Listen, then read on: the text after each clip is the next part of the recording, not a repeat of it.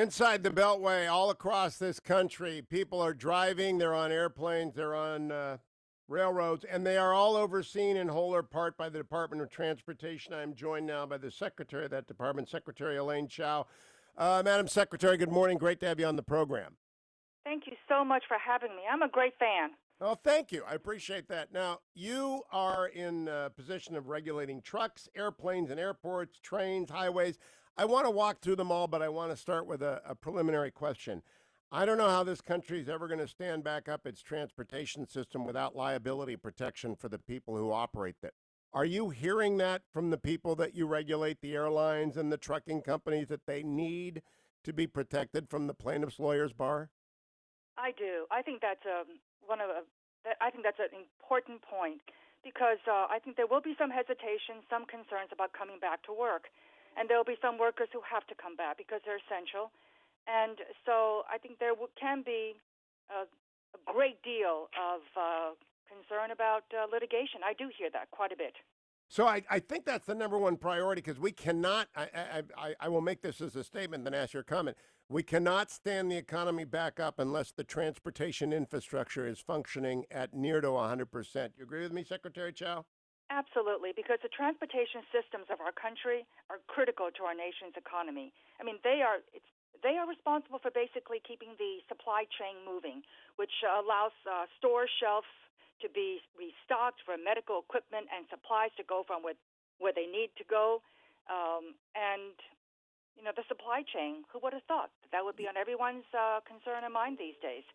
So our focus at the department is to keep the transportation system safe and operational so that our economy can come back strong. And this administration and the department, have taken a lot of actions to provide unprecedented, immediate emergency relief to American families, workers, and businesses, employers. Let's walk through each sector. There are 3.5 million trucks on an average day, not a COVID day, but on an average day, there are 3.5 million trucks on the highway. Now, I'm a big fan of C.J. Box's book, The Highway, which is not very flattering towards one trucker, but it's very flattering towards the industry. How is that industry faring? Is it safe to go from Flying J to Pilot to all the other truck stops? These truckers work around the clock. Is it safe for them? These truckers are our heroes because they are keeping the supply chain open and they're basically allowing America to still operate, to still function because of their actions, their courageous actions. We're able to stay home and self-quarantine, shelter in place, whatever. We have worked a lot with the truckers and the truck companies. We've actually provided over 1 million masks to help them as they go in and out of different places. So just a couple of examples of stuff we've done, like some of the states were closing their rest areas. Obviously, it's very important. And even when some of the states opened up their rest areas, the dining facilities were still closed. So the Federal Highway Administration, which is part of DOT, basically gave a waiver to allow food trucks to be at these rest areas. Oh, smart. To be able to provide food for the truckers.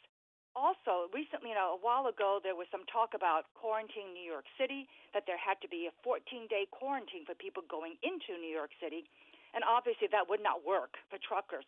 So we went to the president's task force, of which we are a member, the department, and we surfaced this problem, and within 24 hours, truckers got renewed guidance as to what they need to do to protect themselves, to social distance, to be careful when they interact with others, to rely, for example, on electronic receipts rather than paper receipts, real commonsensical stuff like that. And they were able to, leave New York City and then drop off their load and then leave immediately so that they can keep the economy going. And then we've also given some commonsensical regulatory relief. For example, some of these truckers are going to have their licenses expire during this time. Well, they can't renew them because the state DMVs are closed.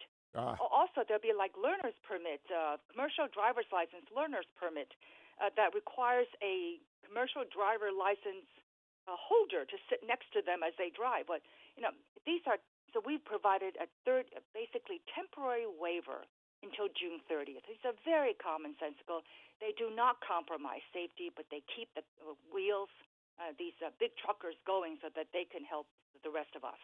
All right, let me turn They're to real airplanes. American heroes. I cannot speak enough of them. They are, and I pass them. I always pass them with a bit of trepidation, but I pass them with a great deal of appreciation now. Airplanes and airports. Most of the airplanes are empty. I asked the vice president yesterday, age discrimination is not a constitutionally prohibited thing. Can we look forward to some air flights that are limited to people who are, say, 50 and younger or 40 and younger in order to encourage people who are genuinely and generally immune to the ravages of the virus and segregate them from older people and put older people on flights like they have older times for shopping? Is that something that's kicking around DOT, Madam Secretary? I think that would be really hard to do. The airline industry has had their share of criticism, but they are really hurting. I mean, passenger volume fell 96%. So the passenger volume on the airplanes is basically 4% of what it was prior to pandemic. And also the number of airplanes in the air has dropped by about 70%. So the number of airplanes actually in the air dropped 70%. So this industry is hurting bad. Now, the president signed the CARES Act on March 27th, giving about $50 billion to the airline industry, but it's not to them alone. It's to travel agents and also to contractors that supply catering, for example, on the ground to the airlines. It comes in both loans and grants, a portion. And the main purpose was for them, the airlines, to maintain their payroll because, again, the president's really concerned about employment, jobs, and we want to preserve these jobs.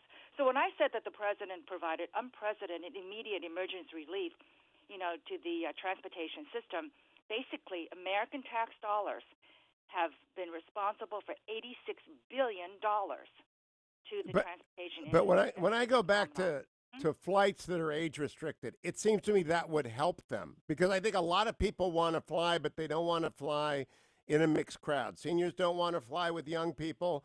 Young people don't want to fly with seniors. I don't see any. Can we run some tests to see how that works? Because I What think if you're one family? What if you're one family? You have your Grammy with you or your grandpa with you. They don't fly. Grammy and Grandpa should stay home, right? I mean, that's what yes, they should be doing. I think as the economy opens, the president has a very commonsensical three-phase approach. There are certain benchmarks that give guidance as to when an economy should open up, and we should still, as we come back, still practice social distancing. But we need to get the economy back while maintaining safety. No question about that. But these are questions which the airline are looking at themselves because it's in their own best interest. So, for example, recently, they, together with the flight attendants, have decided that they needed to have passengers wear masks. That's, again, a commonsensical practice that will help the wearer of the mask, the people around the person who wears the mask. I mean, it's just sort of an extra commonsensical step that we can take. Now, the president's talking about infrastructure, Secretary Chao, and I'm all for that, provided that they give the money to the counties. There are, 3,000 or 4,000 counties. Not a top-down, but give the money to the county supervisors, not to the states to waste, but to the counties to fix stuff. Is there a plan for how to do infrastructure spending that does not repeat the mistakes of the Obama-Biden stimulus? Absolutely. The president believes an infrastructure package is important, and we needed one even before this crisis began. He also believes that it's got to be bipartisan, and we've been in discussions with the Congress ever since February 12, 2018, when the president sent up his infrastructure bill. And so we still are talking about it, but regardless as to what happens in the next few weeks with emergency relief, there is a bill, a reauthorization of our nation's surface transportation bill that has to occur. And so that's a likely vehicle for moving significant infrastructure investments out to the cities and the states. But right now, the formula is to the states first. So we got to go through the governors in the states. And unless that is changed, we have to go through the states. And now from the states, the capitals, from the state capitals, the state houses, it will go on to the counties and the cities. Well, I just don't trust state governments, but that's your No, problem, no, not mine. I just think it's so corrupt at the state level that if you get it to the counties, it works. Let me close by asking you about trains. I'm an Acela rat, right? I travel back and forth to New York to D.C. all the time. Do you think the trains are going to be able to reopen safely anytime soon? They've got to be cleaned top to bottom every day after every trip, basically before and after everyone gets on. All the modes of transportation have to reassure the traveling public of the cleanliness of the mode. So, for example, cabins have to be cleaned, rail cars have to be cleaned, transit cars has to be cleaned. All these companies and organizations have to ramp up their cleaning protocol and sanitation protocol as well. But we've got to have all these transportation modes come back. You'll be pleased to know that Acela is going to be coming back, I believe, June 1st. Oh. Because, they've got to keep it going, and, it's another alternative to the Northeast Corridor and elsewhere around the country as well. Last question, Secretary Chao. When do you expect us to be at least 75% open on the transportation networks? When do we get 3/4 of the way back? It cannot happen fast enough for me. I think we need to, again, we need to reopen America again. And we need to have people working, because the numbers just came out today for the unemployment claims filed. And basically, while it's been a downward trend, but still 3.2 million people, additional people, filed for unemployment insurance this past week. That means that 33 million people are unemployed in our country in about 5 weeks. That's remarkable. Devastating. Well, I appreciate all you're doing. I saw you were in Pittsburgh talking about the Pittsburgh airport yesterday. In my opinion, Madam Secretary, you can put Pittsburgh at the bottom of your list, but the rest of the stuff, please get up to Cleveland and Ohio and do a good job. Thank you for joining me, Madam Secretary. I appreciate it very much. Thank you.